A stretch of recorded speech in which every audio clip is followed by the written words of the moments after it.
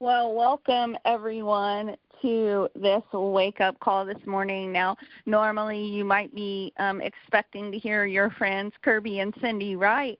But Jamie and I are filling in for them today as they are in Cabo celebrating and having a good time on vacation. And Cindy asked me last week if we would fill in for them today, and I said absolutely. So you'll be getting a double dose of Jamie and Holly today and tomorrow, and I hope you're not too disappointed by that because we are excited to share with you chapters 9 today and then 10 tomorrow. So this is from the book, 100 Ways to Motivate Yourself by Steve Chandler. We have really enjoyed going through this book together. I had never read this book before, so when my friend Patty Carson suggested that we go from, the series that we did before straight into this one, 100 Ways to Motivate Yourself, I trust Patty and her recommendation, and I went online and bought the book right away. And it has just been such a blessing to me personally to read each chapter. I went through and I read the whole book, so I knew what to expect and really what was coming, but I have enjoyed just going, over our own individual chapters as we share every Tuesday. So let's get started here, and just keep in mind you don't have to have the book, absolutely don't have to get it to be a part of this wake-up call, but man, it sure is helpful. And don't forget, all the recordings are on thewakeupcall.com. If you happen to miss any, they're all right there for you to go back and listen to. So we are on chapter number 9, Build a Track Record. It's not what we do that makes us tired. It's what we don't do. The task we don't complete cause the most fatigue. I was giving a motivational seminar to a utility company, and during one of the breaks, a man who looked to be in his 60s came up to me. My problem, he said, is that I never seem to finish anything. I'm always starting things, this project and that, but I never finish. I'm always off on to something else before anything is completed. He then asked whether I could give him some affirmations that might alter his belief system. He correctly saw the problem as being one of belief. Because he did not believe he was a good finisher, he did not finish anything. So he wanted a magical word or phrase to repeat to himself that he could brainwash into being different, brainwash him into being different. Do you think affirmations are what you need? I asked him. If you had to learn how to use a computer, could you do it by sitting on your bed and repeating the affirmation? I know how to use a computer. I am great at using computers. I am a wizard on a computer. I don't know why, but that just makes me laugh. He admitted that affirmations would probably have no effect on his ability to use a computer. The best way to change your belief system is to change the truth about you, I said. We believe the truth faster than we believe false affirmations. To believe that you are a good finisher, you must begin by building a track record of finished tasks.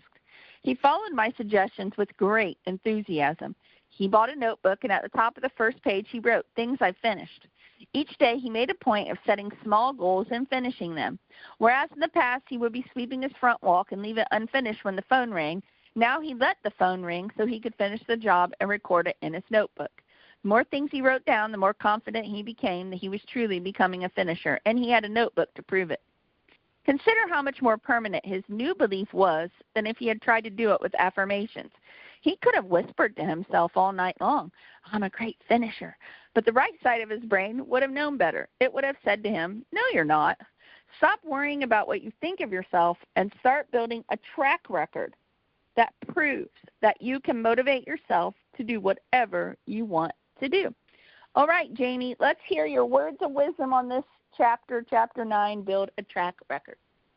Holy cow. So I love it. And for the record, I love affirmations. We love affirmations. But I think, when I was reading this, when we were talking about it, I think it just brings two things to mind, and that's the book that we just finished, The Little Things Are the Big Things.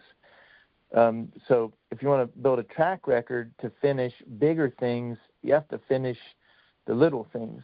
And then the second thing that brought to mind is something that really goes through, hand in hand with this book. And it's, ways to motivate yourself, but there's scientific proof, and if you look at your life, that motivation always follows action. And people have that misconstrued, and they wait to be motivated before they take action. So when you talk about building a track record, I mean, there's so many things I think about. I think about, just myself. I know it's just kind of checking off things off a list. A lot of times it's just kind of doing the dishes, right? Or just the little things that you can kind of see to an end, and that way it builds in you this a belief. If you're working towards a goal, you want to build some belief, and so it starts with those little things, finishing things, right? Doing just those little things, the kind of checking the boxes for some easier things that will then build, because that builds motivation. Motivation follows the action, and you'll be more motivated to finish things when you finish the little things. And, Holly and I were talking about it, and we were just kind of talking about the boys a little bit and how, when we started, when they were looking at competing, we do some powerlifting. We compete in powerlifting. James and Charlie are both hold 50 national and state records, and we were Family of the Year, and they've only really just begun, in the last maybe year and a half to compete. But when I first, went to compete myself, and, the boys came and they saw me compete, it did decent. It's not about me, but they said, hey, we want to do that, and how do you do it? And they saw, me break a lot of records and win a lot of things, but it was a track record that I built for 3 decades of working out consistently, that then when they said, hey, we want to compete, I was sitting them down and saying, that's amazing. We want you to do that. I certainly want to do that. It's one of the coolest things, to do was compete with the boys at the same time, at 50 years old. But, I said you're going to have to stay consistent through the 3 months leading up to that. And it's every day, kind of working out, or certain times, 3-4 times a week, whatever that looks like.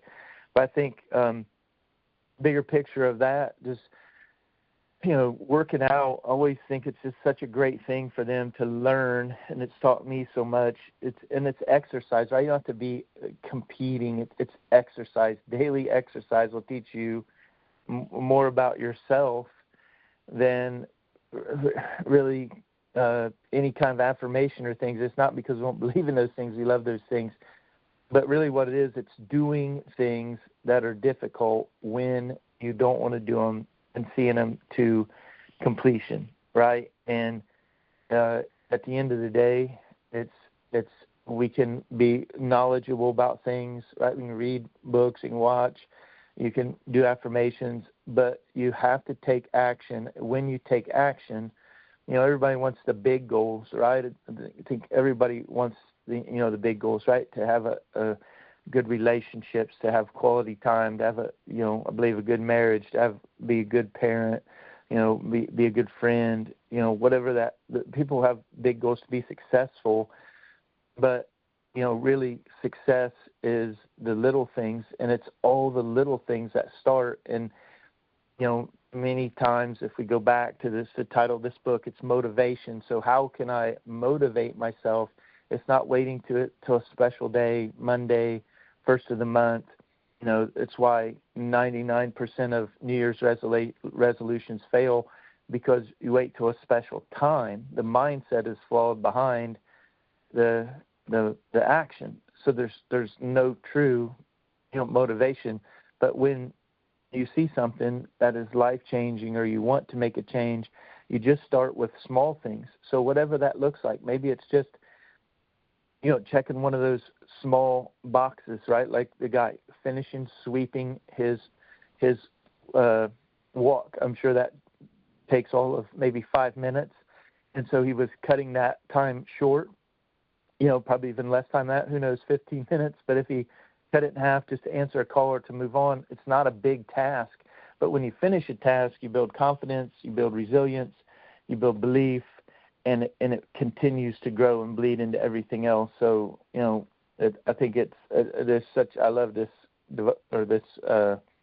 today's message, because it's really just that. It's about the little things, but you have to do the little things. And God will entrust you with the big things once you are trustworthy with the little things. So I guess that's long-winded take and lots of scattered thoughts, and I'll turn it back over to Holly to clean up that mess and make it sound a lot better. Oh, my gosh, that's not long-winded at all. That was awesome. I loved listening to your perspective on that. And, every single one of us on the phone, we can have our own perspective about this chapter, building a track record. And one thing that I was sitting here thinking about when Jamie was talking and just kind of gathering my thoughts about this chapter is, in our marriage, we're coming up on being, married 25 years. And, you can build a track record of things in your marriage, good and bad, right? And there used to be a time when I would ask Jamie for help with something. Maybe it was hanging something on the wall, or, hey, changing this light bulb, because, clearly it's very handy when you have a 6'7" husband that can just stand there and change light bulbs, okay? Unlike me, 5'4", I've got to drag a ladder out, and I got to climb on the ladder, pray to the Lord Jesus I don't fall off the ladder. I'm prone to being a little bit clumsy, right? My brain sometimes works faster than my body. And so for years, I'm talking years and years and years, I would ask Jamie to do things, and he'd say, okay, yeah, I'll do that, I'll do it. And then the next thing I know, he hasn't done it. And then, I would say, oh, my gosh, I asked you to do this, and you didn't do it. And it's just like this cycle. It's like Groundhog Day every day. And I got to a point where I just start doing stuff myself. I would hang the picture. I wouldn't, get the level out. I wouldn't try to find the stud in the wall. I'd just take that nail and hammer, and I'd just start hammering away. And I would just get it done. And the best way that I knew how. And I'd just get stuff done. I never asked for help. I just started to try to do all these things myself. I'd go to the grocery, and I'm the person that I would carry in 100 bags at one time just so I don't have to make a bunch of different trips, and my arms would feel like they're falling off, and oh my gosh, I would just do it because I wouldn't ask for help. And then it's been about 11 years ago, Jamie and I bought an old 1800s farmhouse that, we wanted to have our forever home to work on. And, we're out here in the country, and just like it was our dream together, from a very young age. And we did that. And the problem, I'm putting that in quotation, continued here, and we got to the house. So it was like, hey, Jamie, can you do this? Hey, Jamie, can you do that? He was like, yeah, I'll get to that. Or he'd start something, it wouldn't be finished, and, the ladder would be out, and this would be here and there, and the tools would be scattered around. And I thought, oh, my gosh, right? Because I thought, well, we're a new start. We're moving here. I'm going to ask for help now. But I will tell you, and again, we've been married 25 years, and here's the thing. This isn't anything against Jamie. He's clearly sitting here. I have my own track record of doing stuff. Let me tell you, I have my own track record, so I'm not throwing Jamie under the bus. I'm sure he could get on here and give everybody, and even me, a long laundry list of track record things that I do that might not be so great. But just for time's sake, and I'm the last one to speak here, I'm sharing this story. So what's been happening, though, is Jamie's been building this track record that, over the past year, probably 2 years, when I've said, hey, Jamie, can you do this? Man, he does it right now. I've even gotten to the point of saying, hey, you don't have to do that right now. And he's like, nope, I'm going to do that. You asked me to do it, I'm going to do it right now. And, I'm not him. Maybe he can share this later on, but just something happened where he just said, you know what, I'm going to do this for you when you ask me right now. And it has just made, I don't know, such a difference in how I think about. Now I ask him every time I get ready to do something. I'm like, hey, should I ask you for help with this, or do you think I can do this, or can we do this together, or will you do this? He's built this track record that I feel like, okay, now I can count on him to I can count on him for the most important things of my life. He's a great husband. He's an amazing father. He loves the Lord. All those, things that are the most important. But you know what? Being in a marriage, you're a team. And so now I really feel like, hey, in this way, when I need something done around the house, I can ask him, and he immediately does it. And so, don't beat yourself up if you've got some things to work on over time. You know what? If you're willing to just say, okay, I'm going to start doing some things different, you can start to build a good track record. And that goes in any area of your life, right? And so I just wanted to share that. I don't know if there's anyone out there that can relate to that, and just really to tell Jamie, thank you for doing that and building this track record where I can really count on him for absolutely everything in my life, even something as silly as hanging up a picture and we don't have a bunch of crazy nail holes in our wall. So that's our message today. We'll be back tomorrow. We're going to be on chapter number 10. Here's a spoiler alert. Welcome the unexpected. Oh, my goodness. I can't wait for that. Jamie will unmute the lines. Love you all, and God bless. All right. We love you all. We appreciate you all. Thank you for your kind words. And let me.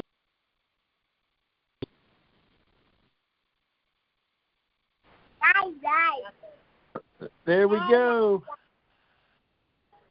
Bye, Holli.